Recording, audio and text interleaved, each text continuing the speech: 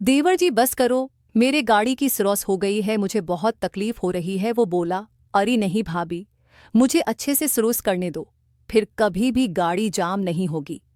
दोस्तों, कहानी सुनने से पहले मेरी आपसे रिक्वेस्ट है कि मेरे चैनल को सब्सक्राइब कर लें। अगर कर लिया हो तो बहुत शुक्रिया। तो दोस्तों चलिए शुरू करते हैं आज की स्टोरी। मेरा नाम रियाज है, मेरी उम्र अभी 22 साल है।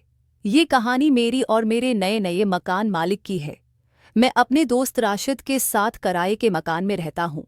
लाहौर में मेरे मकान मालिक के घर पर उनकी बेवी और उनकी 2 छोटी छोटी बच्ची रहते हैं और बच्ची हमेशा स्कूल जाती हैं। मेरी रूम मालिक का खुद का कारोबार है, कपड़ों की दुकान की है, इसलिए ज़्यादातर वो दुकान पर ही रहते हैं और हम दोनों लोगों ने ऊपर वाला रूम किराए पर लिया था और उनका रास्ता अंदर और बाहर दोनों तरफ से ही जाने का। एक दिन मकान मालिक ने हमें कहा कि मैं 1 से 2 हफ्ते के लिए बाहर जा रहा हूँ और कराची, तो आपकी भाभी जी को किसी भी चीज़ की ज़रूरत पड़े तो आप दोनों लाकर दे देना। हमने कहा, ठीक है मालिक, आप चिंता मत करें, हम यहाँ पर सब देख लेंगे। और मेरा दोस्त राशिद भी बोला, ठीक है भाई। फिर हमने भाभी जी से कहा, भाभी जी आपको किसी भी चीज़ की ज़रूरत हो तो हमें बता देना। मैं भाभी जियों को नाम का शेफा है और उनकी उम्र 25 ही साल है, जो देखने में एकदम होत लगती है। मकान मालिक को जाने के बाद दूसरे दिन ही काशफा भाभी को मार्केट जाना था। इस दिन घर पर मैं अकेला ही था क्योंकि राशिद किसी काम से दूसरी जगह गया हुआ था। तब भाभी ने मुझसे कहा, रियाज किया, तुम मेरे साथ आज मार्केट चल सकते हो। मुझे बार बार बाइक के ब्रेक लगाने पड़ रही थी। ब्रेक लगाने से मुझे बहुत अच्छा महसूस हो रहा था। तब भाभी जी बोली, रियाज किया कर रहे हो, मुझे तो बहुत झटके लग रहे हैं। ऐसे वैसे करते हम दोनों मार्केट में पहुंच गए। फिर वहां से भाभी जी ने राशन का सामान लिया और हम दोनों फिर से वापस आने लगे। आते सामने भी मैं देरे देरे ब्रेक मार रहा था। मैं जैसे ही ब्रेक मारता तो भाभी का सेना मेरे कमर से टकराता।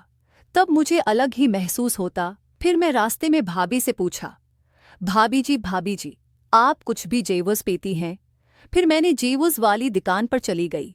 जेवस पीते वक्त मैंने धीरे से भाभी से पूछा, भाभी जी आपके पति आपको 1 से 2 हफ्ते के लिए अकेले छोड़कर चले जाते हैं तो आपका मन कैसे लगता है?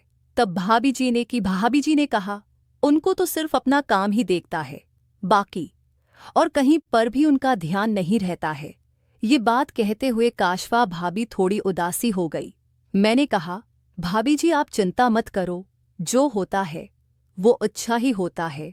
तब वो धीरे से बोली, किया अच्छा होगा, जब समय ही सारा बैठ जाएगा तो क्या बचेगा? जवानी तो यही है, अगर जवानी ही खत्म हो जाए।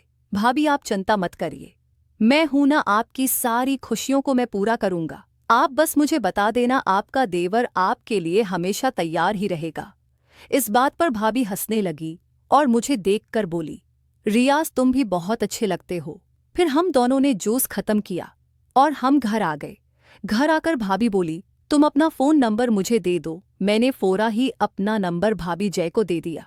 रात को जब मैं सोने जा रहा था तभी एक मैंने मैसेज किया अपनी फ्रेंड से। तब भाभी बोली, फ्रेंड से या गर्लफ्रेंड से? मैंने कहा, फ्रेंड से कर रहा हूँ भाभी। तब भाभी बोली, क्यों, आपकी कोई गर्लफ्रेंड नहीं है? मैं बोला, नहीं भाभी जी, अभी तक कोई नहीं बनी। तब भाभी बोली, झूठ बोल रही हो तुम कि तुम्हारी कोई गर्लफ्रेंड ये अभी तक नहीं है, ऐसा तो हो नहीं सकता।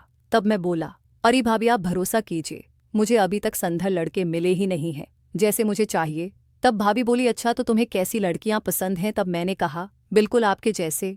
तब भाभी ने कहा, रियाज तुम तो मजाक अच्छा कर लेते हो। मैं बोला, नहीं भाभी मैं मजाक नहीं कर रहा हूँ, सच बोल रहा हूँ भाभी। तब भाभी ने कहा, पहले आपको मेरी जैसी लड़की चाहिए, मतलब आपको मैं पसंद हूँ। मैंने तुरंत कहा, जी भाभी जी। तब भाभी बोली, ठीक है, मैं कभी बाद में बात करूंगी, तुम्हारे भैया का फ़ोन आ रहा है। मैं ये कहकर भाभी ने चैटिंग करना बंद कर दिया और 10 मिनट तक मैंने वेट किया। फिर मैं सोचने लगा वो शायद अपनी पति से बात करने के बाद सो गई होंगी। फिर मैं भी सो गया। सुबह हुई तो मैं अपने काम पर जाते सामने भाभी को धीरे से हाई किया और पूछा, कुछ लाना है क्या मार्केट से? तब भाभी जी ने कहा, कुछ लाना होगा तो मैं आपको मैसेज कर दूंगी। मैंने कहा, ठीक है भाभी जी शाम को भाभी ने पनीर लाने के लिए मैसेज किया और कहा, आप भी अकेले ही खाना बनाते हो, आपका दोस्त राशिद अभी उस साइट से तो नहीं आया है। तब तक मैंने पास आकर है, मैंने कहा, भाभी जी आप क्यों मेहनत कर रहे हैं, मैं अकेला ही बना लूंगा। तब भाभी ने कहा, उसमें कौन से तकलीफ की बात है, मैं भी तो आपको काम बताती रहती हूँ न, तब भी तो आप करते हो। मैंने कहा ठीक है भाभी। फिर मैं जब घर गया तो पनीर का थैला मैंने भाभी जी को दे दिया और अपने कमरे में ऊपर चला गया। हल्की गर्मियों का मौसम था और मैं नहाने लगा। नहाकर रूम में आया तो देखा भाभी का मैसेज आया हुआ है, नीचे आ जा। और हाँ, राशिद इंदर वाली रास्ते से ही आना, वो खुला है। मैं इंदर वाली रास्ते से नीचे चला गया। मैंने भाभी जी से पूछा, आज दोनों बच्ची आपकी दिखाई नहीं दे रही हैं, कहाँ चली गई हैं? तब भाभी ने कहा, वो तो अपने नाना जी के घर चली गई हैं। क्यों, उनके कल की छुट्टी है उन दोनों की। फिर हम दोनों बातें करने लगी। भाभी ने कहा, कल वाली रात में आप किया बोल रही थी कि आपको मेरे जैसी लड़की पसंद है। तब मैंने कहा, हाँ भाभी जी, आप मुझे बहुत ज्यादा अच्छे लगते हैं। मैं आपको जब से देखता हूँ तब से लाइक करता हूँ कि अगर आप मुझे मिल जाते तो मैं आपको छोड़कर कभी कहीं नहीं जाता, हमेशा आपके साथ ही रहता। तब भाभी जी ने कहा, उस दर आप मुझे मार्केट लेकर गई थी। भाभी तो क्या, उसी लिए बार बार ब्रेक मार रही थी। तब मैं हंसने लगा और भाभी भी हंसने लगे। फिर भाभी ने कहा, पहले खाना खा लेते हैं।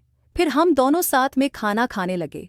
उस समय बातों ही बातों में भाभी ने कहा, मैं आपको बहुत ज्यादा पसंद करती हूँ, उसी लिए तो मैंने अपने बच्चों को उनकी नानी के घर भेज दिया है। मैं आज आपसे मिलने की पूरी मौड में हूँ। तब खाना खाने के बाद भाभी बर्तन साफ करके आई और फिर हम दोनों रूम में चले गए। उसके बाद एक जोरदार वाला मैच खेला हमने। फिर हम दोनों कमरे में ही सोते सोते बातें करने लगे। तब काशफा ने कहा, आप में तो बात ही कुछ और है कि मालिक साहब में नहीं है। तो दोस्तों, अगर आपको ऐसी स्टोरी पसंद है तो वीडियो को लाइक और चैनल को ज़रूर सब्सक्राइब करें। हम आपको ऐसी स्टोरी सुनाते रहेंगे। बाय बाय दोस्तों, मिलते हैं अगली स्टोरी में।